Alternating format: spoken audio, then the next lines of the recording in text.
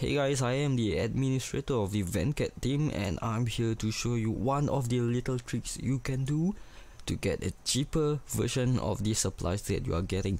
So let's say that we are at google.com and you are looking for something like party supplies. Let's say you are looking for party supplies in Bedok, and then you see like maybe this guy, one party store, stuff like that. So you go to like let's say air-filled balloons, and you see that it is being sold for $3 and all that stuffs.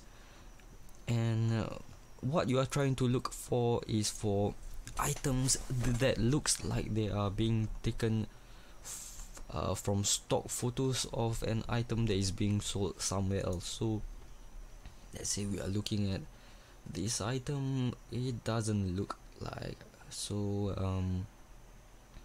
Let's say we are looking at the general theme foil balloons, and you want, let's say this time, yeah, okay, whatever. So you save the image, save, and then you go to google.com and you search the image, and alright, this is a bit weird, so yeah, whatever, Amazon. So you go to the image shirt, search here, and then you search by image, then upload an image, choose the image that you've downloaded. So it's this thing. So file is being uploaded, and then you see that there is a wholesale item being sold somewhere else. It's sold at heliumexpress.com. so this one is one party store. Obviously it is being outsourced. So let's see the item that you can get. This one looks like 2B, I don't know, it might be from a cartoon or anything. So just okay, let's just not try to look for the items that we want, but you can see that the item here is being priced way cheaper than what is being sold by this reseller or supplier here.